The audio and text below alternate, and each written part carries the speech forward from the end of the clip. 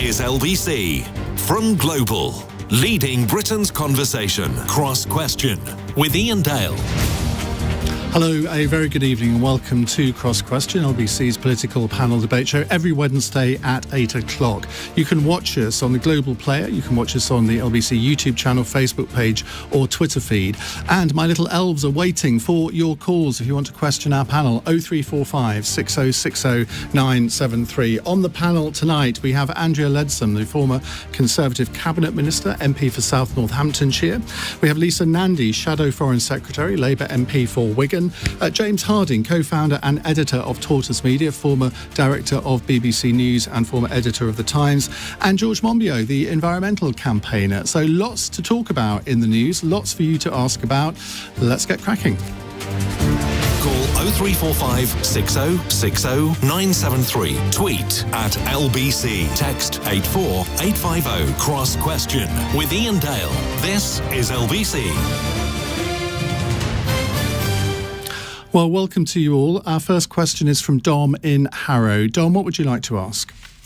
I'd just like to ask why it's so difficult for Boris Johnson to say yes or no. Who paid for the renovations, the refurbishments, the £4,000 mirror?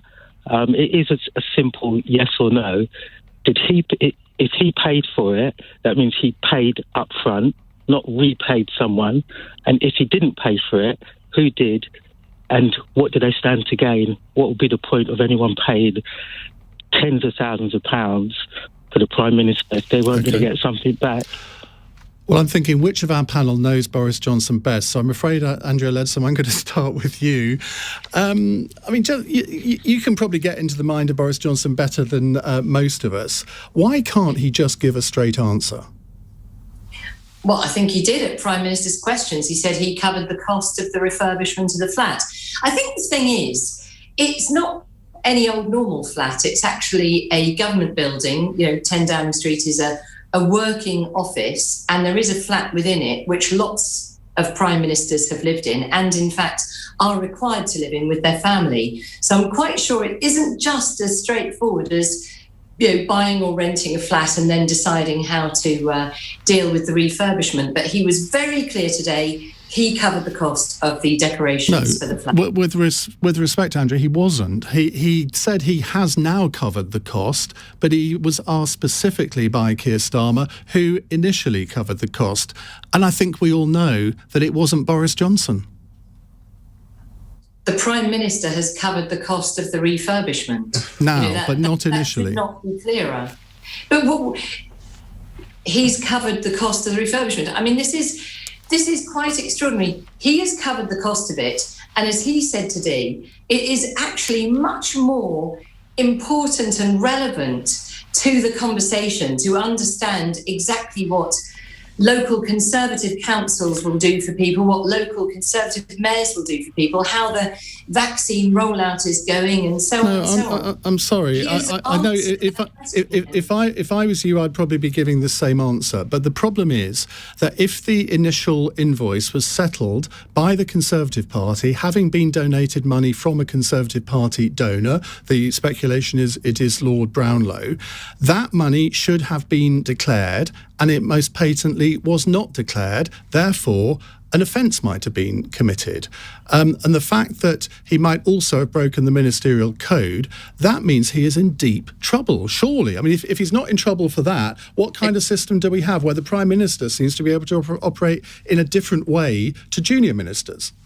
Again, the Prime Minister confirmed today that he has made all the declarations that were necessary, that he's taken advice from officials all the way through, that he is collaborating constructively with the Electoral Commission, and that all the proper representations and registrations have been done.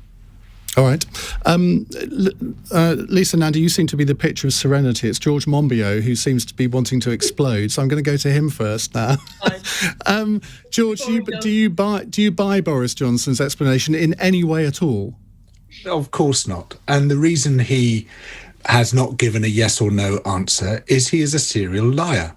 he can't give a straight answer to anything. Lying seems to be in his blood. He has lied and lied and lied throughout his career. Are you accusing him of deliberately lying to the House of Commons today?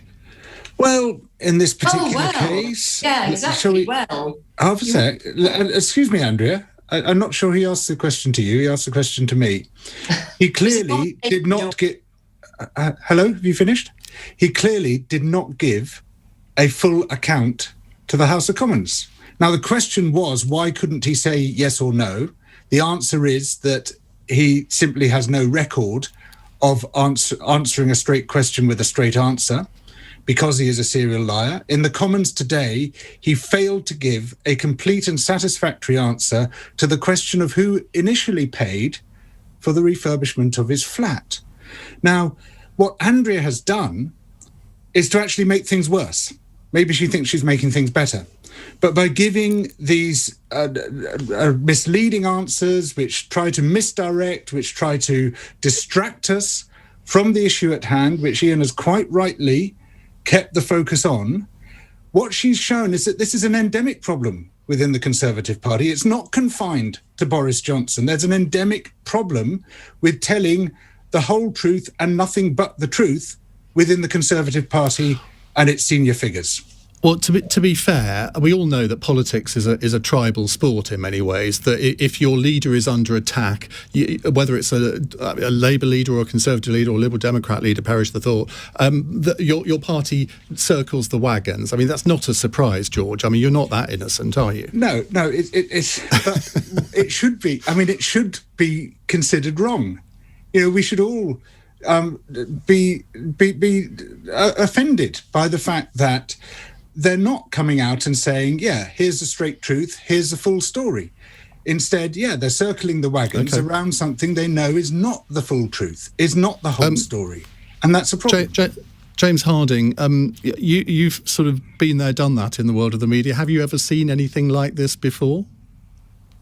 Funnily enough, yes, I have. I think that if you remember the Chris Huhne scandal about speeding tickets, the issue was there that people weren't giving a straight answer. And there was something that reminds me of that particular scandal in what's happening now, which is, as I think it was Don who asked the question right at the beginning, you can understand this scandal. You can understand a really simple question, which is, who paid for the refurbishment of the flat when you did it up? And the fact is, the reason why this is so awkward and the reason why I sort of smile as I listen to Andrew is this is infuriating for Conservatives, even more than probably for the public, because as the Prime Minister is shifty or squirms when trying to give an answer to this question, it then means that the rest of the Conservative Party has to do the same. And so rather than being able to talk about the things they want to talk about, let's say, for example, vaccines and the future of the economy, in the end, they're left defending the Prime Minister who just hasn't given a straight answer. And it's, I think, one of those things that starts with a really small, simple problem, but it spreads. It spreads in terms of the party. And then I also think, Iain, it spreads in terms of perceptions around the Prime Minister and money. And for the Conservatives to be seen as anything other than straight with money or competent with money is a problem. And so this is the reason why, yes, there's kind of public frustration around this, but you should just test the frustration amongst, Conservative backbenchers and Conservative supporters around this.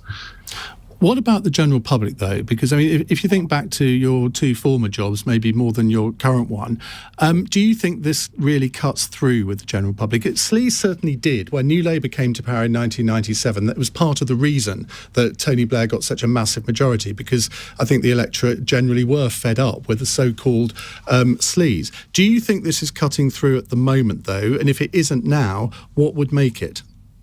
So I suspect that the answer is I don't know, and I don't think any of us really do know. And the problem is that when we go to the elections, the local elections and the elections in Scotland and Wales in May, we probably might take the wrong conclusions from it. I don't think people are going to vote on the Downing Street flat. I don't think they're going to vote on Greensill or Dyson.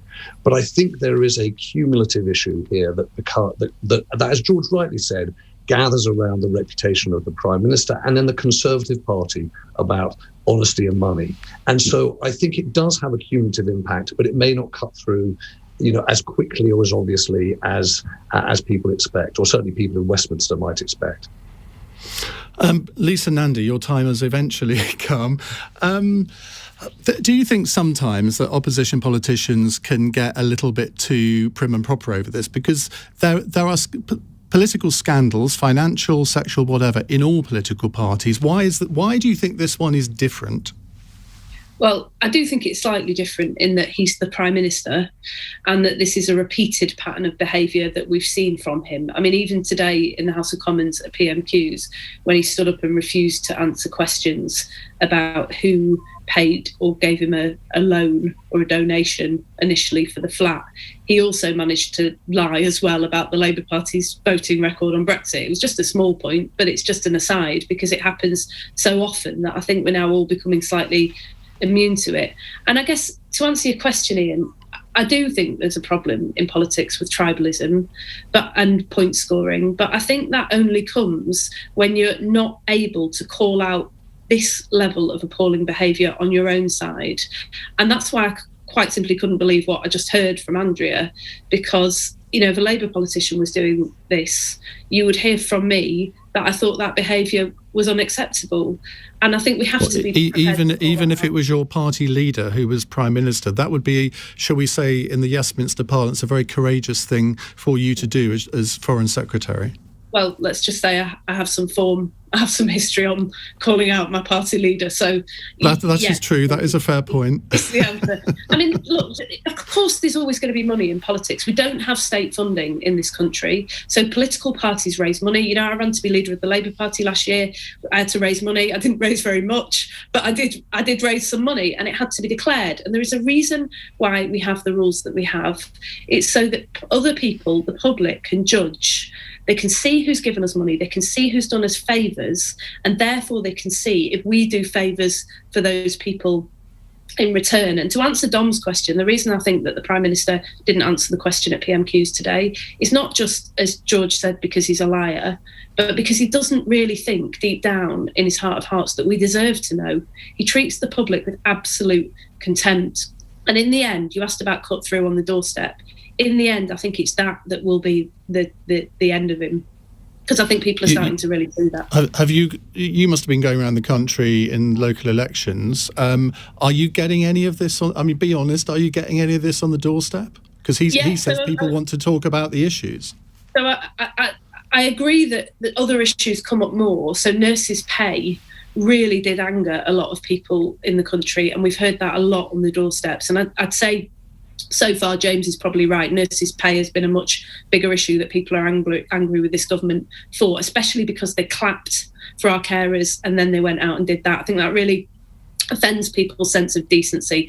But, I was in Bury a few days ago, my own home patch where I spent my teenage years. There was a man hanging out of his window shouting at one of my colleagues on the doorstep, "Never again, never again." I rushed down the road, having got so used to people shouting at us on the doorstep in recent years that I was convinced he was shouting at the Labour Party. And what he meant was he'd voted Tory for the first time in 2019. He was never going to do it again because he thought they were a corrupt bunch of, I won't say what he said, but best not. It's not after 9. It's not after 9 yet. James, did you want to come back there? I just think there's one other thing about the problem, and Andrea, I know that you actually probably, I'm sure you do think about this quite seriously. Part of the problem with not giving the straight answer is that it just causes more suspicion. And the interesting thing is that what's been left with is even Iain's account of things, which is, oh, well, it's probably the case that Lord Brownlow made the initial payments. Well, now you don't know that. And so now what I think happens is that there's a questioning, which is, well, what are the broader state of the Prime Minister's finances? Who was he lent on for financial support? This thing, I think, just mushrooms. And I think that's one of the things that is becoming a theme. And, Ian, you made a point about the extent to which kind of sleaze cuts through. I don't think one thing cuts through. I don't think people look necessarily at one issue, but they begin to say, look, there's a pattern of behaviour here about politicians and government money, about the extent to which people do and say things behind closed doors. And that really is corrosive to, confidence in the Prime Minister, but also confidence in politics and the government generally. So that, I think, is the price of it. It's not just short-term political news cycle. I think it's longer term than that. Andrea, that's a fair point, isn't it? When these things start building up, I think there are 9 different inquiries going on at the moment. It does get to be corrosive, and at some point, Conservative backbenchers aren't going to put up with that much longer. I mean, I don't circle wagons. I'm with Lisa. I will speak out. If I see wrongdoing, I will speak out. I mean, I have the greatest regard for Lisa, and she and I have agreed on a lot of things over the chamber. And I would not just come out here and defend what I would see as the indefensible if I thought it was indefensible. What I heard the Prime Minister say at PMQs today is that he's covered the cost of the refurbishment, that he's absolutely completed all of the electoral registration and the ministerial code requirements and so on. He was absolutely clear about that. Now, I do understand that in this kind of very tribal period, particularly in the run-up to local elections, then people will jump on absolutely anything and try and sort of make 2 and 2 add up to 5 and so on. But on this occasion, I actually do think that the Prime Minister is being harshly done by. He did answer those questions today. I simply don't agree with what you're saying. And the other thing I would also like to add is I was out on the doorsteps today and will be again tomorrow. People are not raising this with me. What they are raising is how fantastic the vaccine rollout is and how desperate they are to get back to some sense of normality. Well, we might come on to that, but if you found out that you had been misled and that he didn't make the proper declarations to the Electoral Commission, or maybe it might not have been him, it could have been the Conservative Party Chairman Ben Elliott, for example, who handles all donations. If you found out that you had been misled, what would you do about that then? Well, I don't expect to find I've been misled, but as I say, I don't circle around just for the sake of it. I'm not that kind of tribal politician, so I'm not coming on here to sort of try and defend something I just think is completely not true. I get that others disagree, but I'm telling you my opinion. Andrew, quick 20 seconds from each of you. James. Sorry, just to point out, Andrea, Iain's right to raise the issue for Ben Elliott, the party chairman, because that's the next place this goes, isn't it? Is people will start questioning the way in which the chairman is running the party. Lisa, did you want to come back quickly? Well, just to say that it's become very apparent in the last few days that the Prime Minister did take some kind of loan, or somebody stepped in to cover the costs initially. That is why he won't answer the question. That's why we've had completely conflicting accounts from him and his former press secretary. That's why we're getting all these leaks coming out of government. And given that that is clearly the case, he didn't declare those donations in line with the rules. He has broken the rules. That is a really, really serious matter. And, you know, it poisons politics. It absolutely shakes people's trust in the system. George? I think that Boris Johnson isn't very bothered about that, but I am. George, you seem to have calmed down a little now. I'm afraid Andrea just comes across as gullible. You know, if she believes that, what wouldn't she believe? You know, if she believes that Boris Johnson today in Parliament told the whole truth and nothing but the truth, I've got a bridge to sell her. Very good price. Okay, Dom, who asked the initial question. Very quickly from you, Dom, what's your reaction to what you've heard? I think in not answering the question, Boris Johnson answered the question, and it looks like Ben Elliott will be the head that rolls. It's very clear what happened, because if you don't answer the question, you are answering the question. Well, that's an interesting point, because usually in this situation, I think we can all agree that deputy heads roll rather than the main culprit, if there is indeed a main culprit, I should add. Right, we'll come to more of your questions in a moment. The lines are still open for your calls, 0345 6060 973. It's 90 minutes past 8. LBC.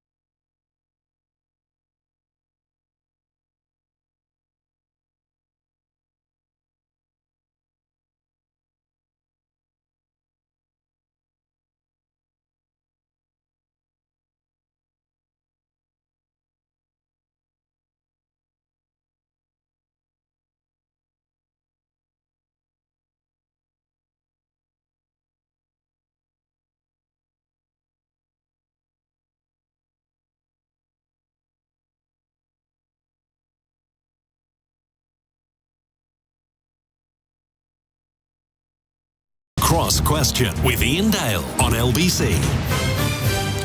It's 23 minutes past 8. Next week on our panel, we have the Liberal Democrat MP Sarah Olney, Liz Saville-Roberts from Plaid Cymru, Charlie Faulkner, Lord Faulkner from the Labour Party, and Nus Ghani, the Conservative MP. With us tonight, though, we have Lisa Nandy, the Shadow Foreign Secretary, Andrea Leadsom, former Conservative Cabinet Minister, James Harding, co-founder and editor of Tortoise Media, and George Monbiot, the environmental campaigner.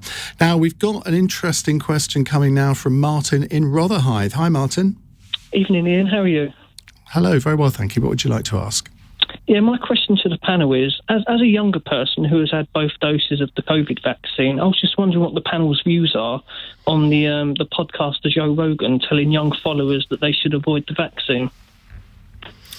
Well, let me just give a little bit of background to this, because Joe Rogan apparently has the most popular podcast in the world. I thought that was me, but hey. He has been criticised by the White House and Dr. Anthony Fauci after he told thousands of listeners to his podcast to skip the vaccine if they're young and healthy. He told his Spotify podcast, The Joe Rogan Experience, that a healthy 21-year-old had no need of the vaccine. He says if you're a healthy person, you're exercising all the time and you're young and you're eating well, I don't think you need to worry about this. Big news in the United States. Lisa Nandy, what's your view on that? Well, I mean, I haven't listened to the comments, but based on what you've just told us, I think it's absolutely disgraceful.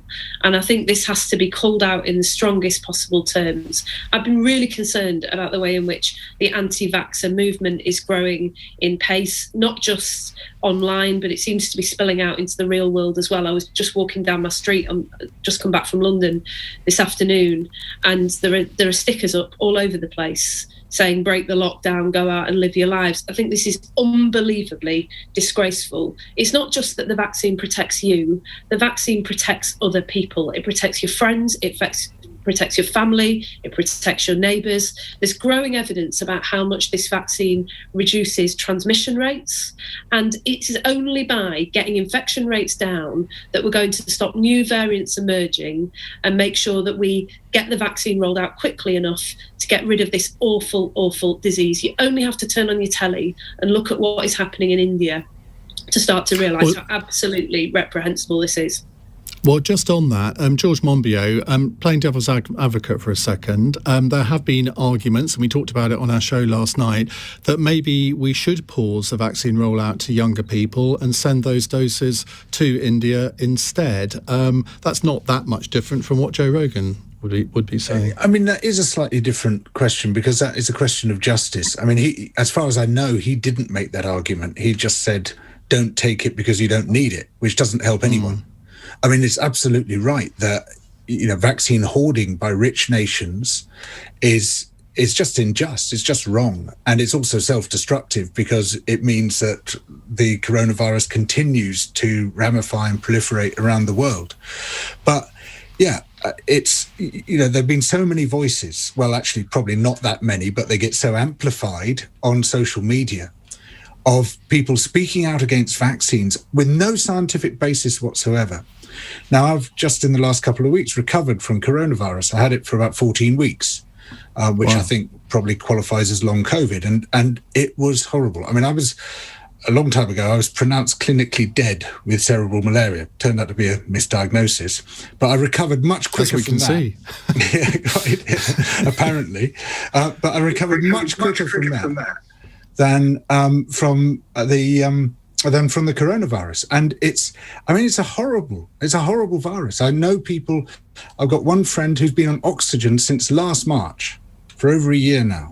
Well, I had Kate Garraway on my programme last night talking about her husband Derek, who I think probably has suffered from it worse than anyone else, and is still alive. Yeah. So it does beg a belief. Look, I sense there's going to be quite a lot of agreement on this. Andrea, come to you next. You were agreeing with Lisa, so we rejoice in that. Yeah, yeah, completely. I mean, it is a huge concern when someone goes out and asserts that somehow it will harm you. I mean, there's people saying it will harm fertility, and that there's no evidence of that. There are people saying that for cultural reasons that people from different ethnic backgrounds shouldn't get the vaccine. There's no evidence of that either. So anybody who is offered the vaccine, the absolute strongest possible medical and every other advice is to take it. And of course, that is the way that we get on top of the COVID pandemic. And as George and Lisa have said, we want to be in a position to be vaccinating the world and not just ourselves. And it's great that the UK is the biggest donor to COVAX, the organisation that is funding the vaccine rollout in developing countries. And we need to be able to do more of that. So we've got to get ourselves sorted here and likewise in the United States. So, yeah, we are pretty much in agreement, I would say. Sorry, James. No, not at all. James, as a media entrepreneur, let's talk a little bit about the media aspect of this, because just by picking this question to talk about tonight, I'm giving this guy publicity. The fact that we're spending 10 minutes talking about it kind of promulgates it in a sense, and I'm very conscious of that sometimes, where you give people a platform which in theory you don't think they really ought to have. It's a real dilemma, isn't it? I think it is, although I don't think that in this case discussing it is the problem. I think the problem actually sits with Spotify, which sits with the platform for a podcaster like this. So if you work it through and you say, look, this is bad and dangerous advice that Joe Rogan has given. I didn't, like Lisa, I didn't listen to the podcast. I've seen the reporting.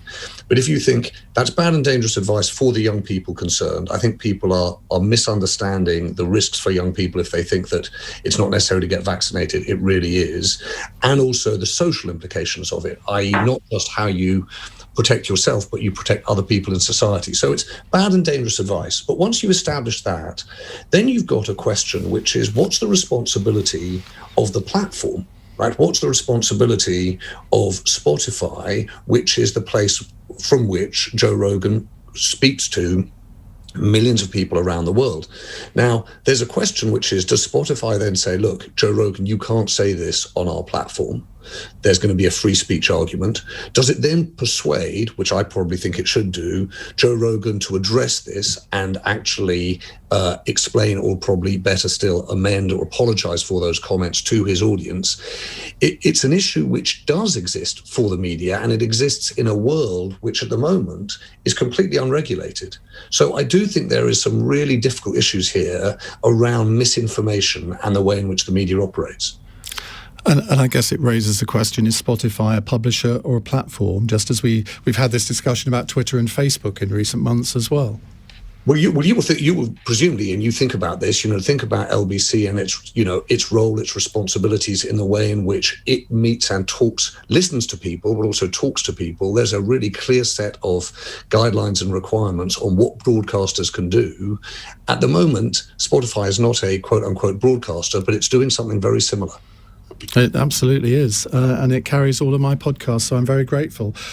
We will come back to more of your calls actually, let's quickly go back to Martin in Rotherhithe. What's your answer to your own question? I just think people like Joe Rogan, who have got a big army of followers of young people, they just need to be careful with what they say. And especially in this country where we're now at a stage where we're vaccinating the younger age groups, it's just you just don't need this sort of stuff. Does 42 count as young? I think I'm going to say it does. Martin, thank you very much indeed. 0345 6060 973 if you'd like to ask your question to our panel. It's 8:31 News Headlines with David Dom. Boris Johnson's insisted he personally paid for the refurbishment of his Downing Street flat as the Electoral Commission starts an investigation. The Prime Minister was called Major Sleaze by the Labour leader during a heated exchange in the House of Commons a little earlier. Arlene Foster's standing down as DUP leader and First Minister of Northern Ireland. She says she intends to depart the political stage. Another 60 million doses of the Pfizer coronavirus vaccine have been ordered in the UK. They'll be used as part of the booster programme for the autumn. LBC weather. Rain in the southeast tonight, showers in the north and northeast, but dry and chilly elsewhere, with a low of -1. LBC. Car 42, pick up a crate.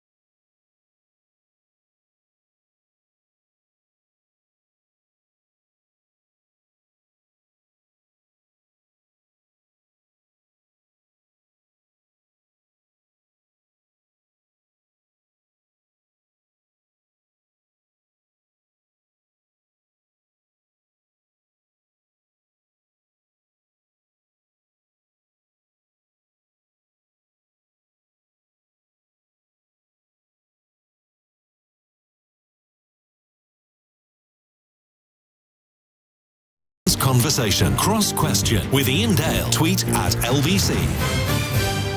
8:35, Richard says, good panel tonight, seriously. I rather agree. Lisa Nandy, Andrea Leadsom, James Harding and George Monbiot with me until 9 o'clock.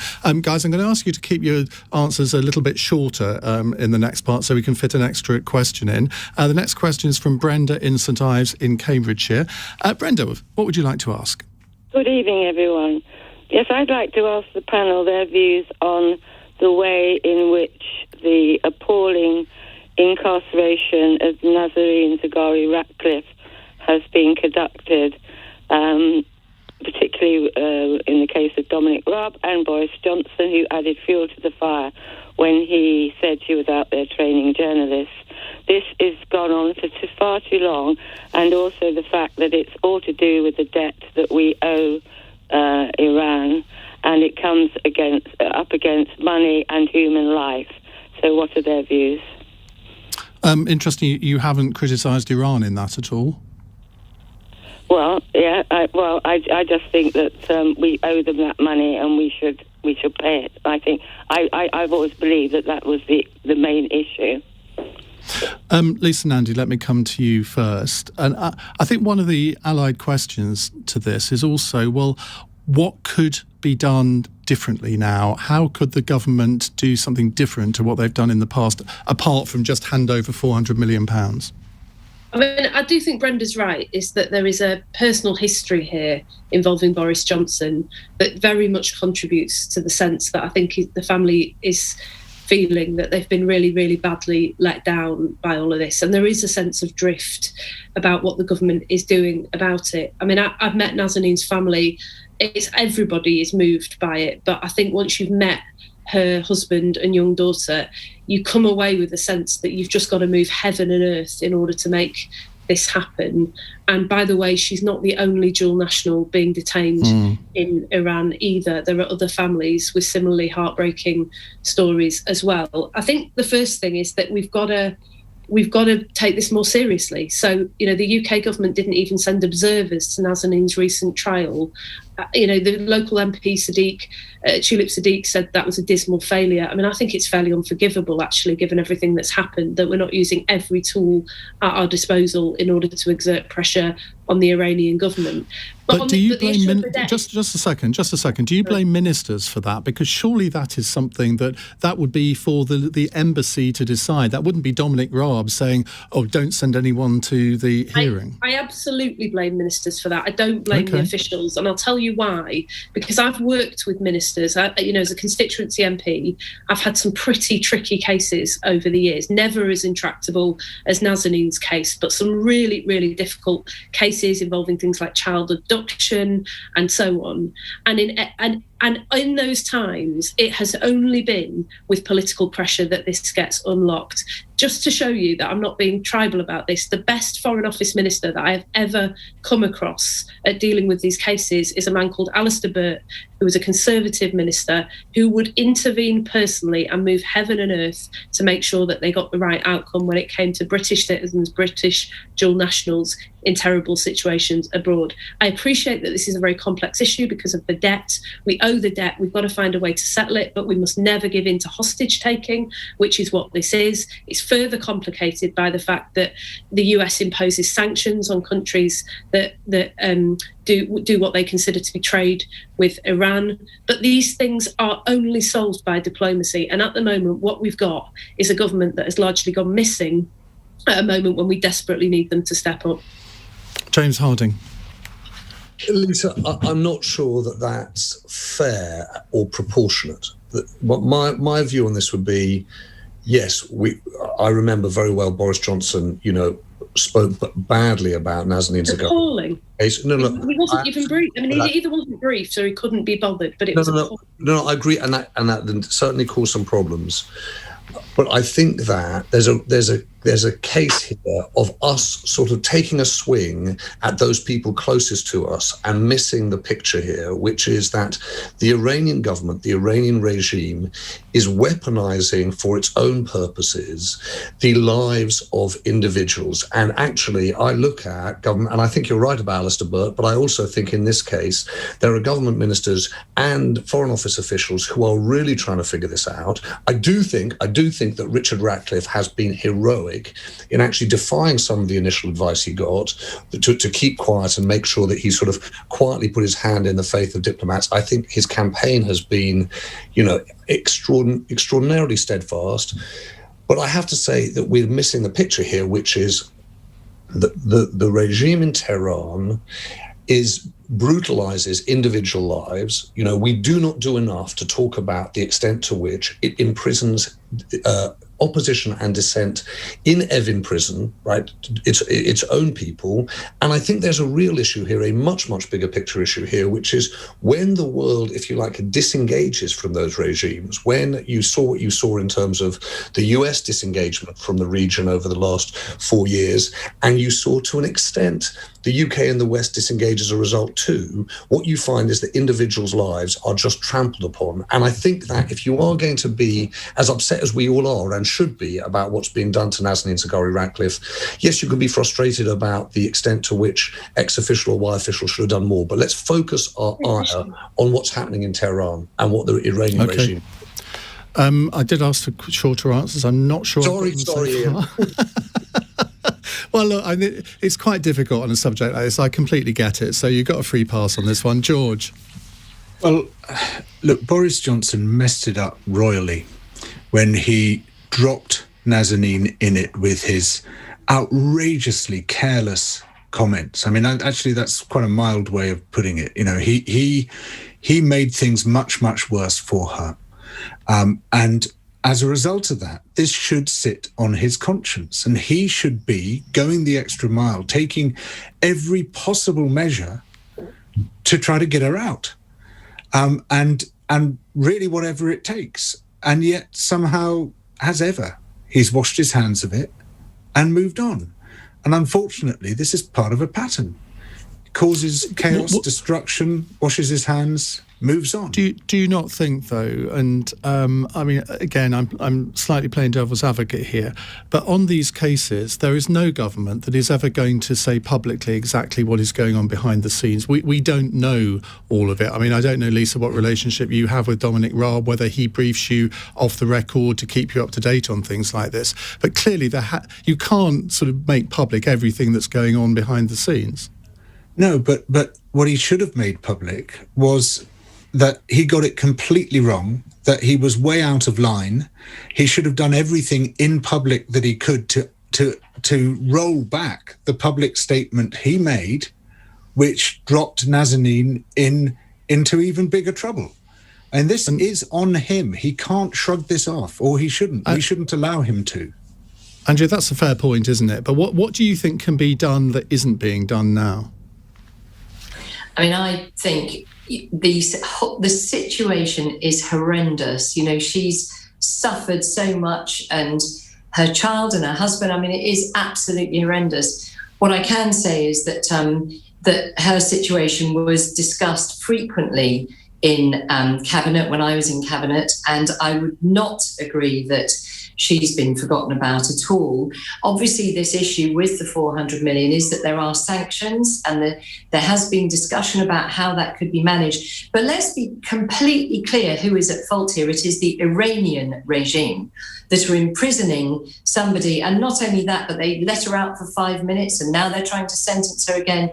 This is utterly appalling. And actually, what I would be feeling is that if they were to perhaps show some willing by releasing some of these dual nationals, then it might be much more tempting to find a way to to repay that debt. But the reality is that you cannot have hostage taking. You cannot pay money against international sanctions against a regime that is an extreme threat to the world. So, I would say Dominic Raab, who I've had many briefings on, lots of absolutely horrendous cases like that of my own constituent Harry Dunn, who was killed by an American citizen.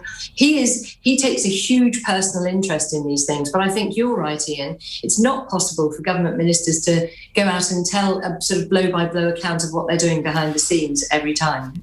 But do you accept that George and Lisa do have a point, that had Boris Johnson not said that about Nazanin Zaghari-Ratcliffe, about her situation in front of the Select Committee, that, I mean, things might have been different?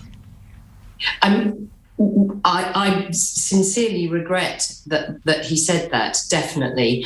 But I don't think any of us know if it would have been different. Okay. I think it was potentially used as an excuse, but I don't think you can say categorically that that's why she's still in prison. Definitely not. This is on the Iranian regime, and it's they who need to be honest and support the fact that she's an innocent woman who's been incarcerated for far, far too long. They need to release her.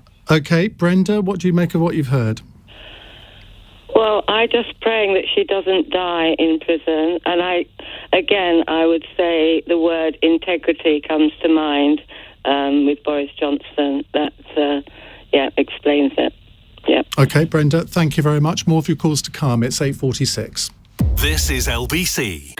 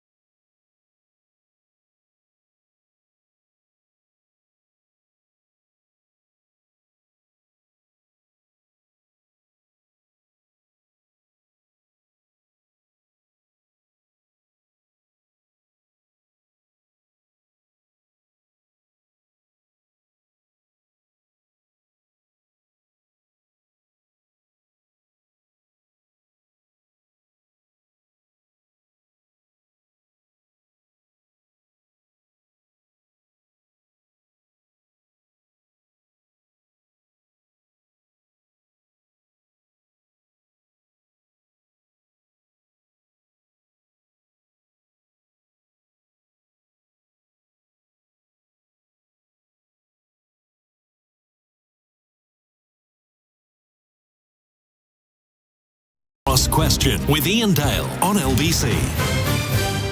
10 to 9, Lisa, Nandy, Andrea Leadsom, George Monbiot and James Harding with me. The Madam Editor on Twitter says, great panel tonight, Iain, but please stop playing devil's advocate. The devil already has enough of those. Otherwise, great panel and discussion. Well, I have to say that because otherwise people think that the rubbish I spout I actually believe. Let's go to our next questioner. It's Todd in Reading. Hello, Todd. Hi, Iain. Hi. So given that switching to a plant-based diet is the single biggest thing we can do as individuals for the environment, do you think the government needs to do more to change subsidies in the animal agriculture industry and actively drive consumer demand? This is up your street, George Monbiot, isn't it? Yeah, it's right up my street. And he's smiling. This is good. Thanks, Todd. Well, thank you, Andrea. Yes, it's always nice to get the vote of approval. Look, yeah, this is a really crucial issue because animal agriculture is one of the greatest threats to habitats, one of the greatest threats to ecosystems. It's a huge climate threat. It just loads the planet with almost impossible pressures. And the quicker we switch towards a plant-based diet, the better that's going to be for the survival of our life support systems. Now, down the line, there's all sorts of exciting technologies on their way, not just new plant-based meats, but cultured meats as well. But in the meantime, it seems crazy to go to Todd's question that we're subsidizing these destructive activities, keeping cattle whose greenhouse gas contributions are really significant, that extend across vast areas of land that could otherwise be rewilded, a really inefficient way of producing food. And we should switch those subsidies towards genuine public goods, which means environmental restoration, growing food where it makes sense to grow food, growing the kind of food which doesn't have huge environmental impacts, and away from animal farming. Andrea, in the distant past, you were Environment Rural Affairs Secretary, so you had responsibility for all of these subsidies. Is this something that you think that the time has come to look at more seriously? And the government is. I mean, when I was DEFRA-Sec, we were looking at the post-Common Agricultural Policy subsidy regime. And obviously, I mean, George is right, we do want to see a significant reduction in greenhouse emissions, and that can't be done without looking very carefully at agriculture. But on the other hand, if George is going to say we all need to go and live in a yurt tomorrow, and yeah, looks like you're in a house to me, George, but maybe I'm wrong.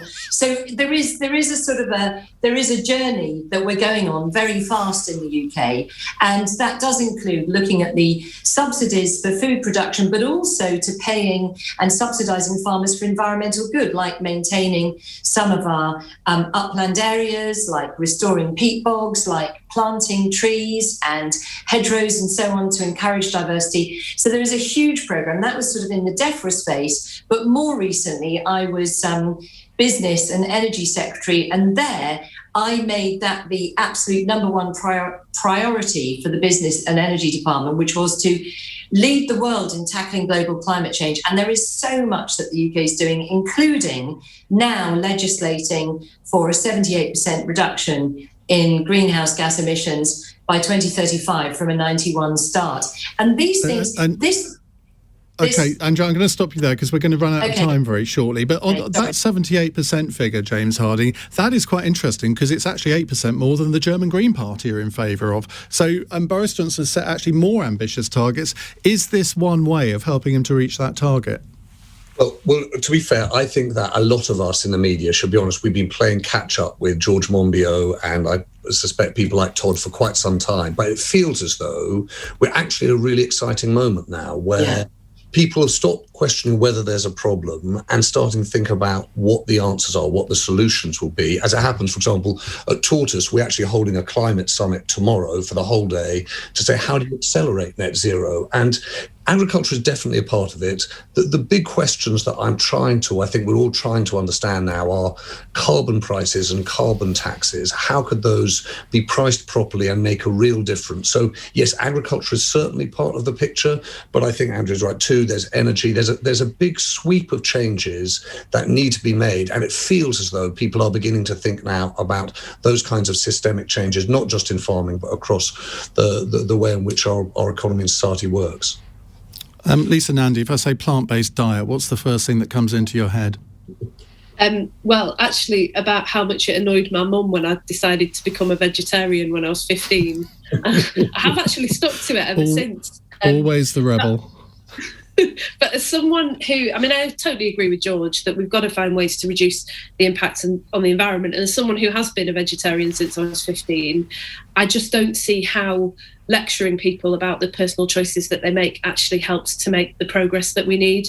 I very much agree with the way that he was talking about, for example, subsidies, the way that James was talking about carbon taxes. We've got to find a way to tilt the system so that people move of their own accord, particularly in relation to air travel. A lot of the debate around air travel is about having a go at families in constituencies like mine in Wigan who take one holiday a year, save up for it all year, look forward to it, when actually we've got global businesses that are structured in such a way that they're flying executives all over the world all the time. And we've seen in the last few months how unnecessary that is. We're sitting here in different corners of the country having a chat with you and with viewers in very many towns and cities across Britain. That's, we can't go back to where we were before. We've got to change. And I just feel like we're missing a trick here, really, because so much of the debate often feels so disempowering to people, telling people that they can't do this and they can't do that, when actually I just feel it here in Wigan. I get more letters about the environment and green open spaces, more emails about that than any other single subject. And that has been the case over the last 11 years. There is a huge coalition to be built in this country for environmental change. Things have changed. People. When I worked in Parliament, it was all about animals.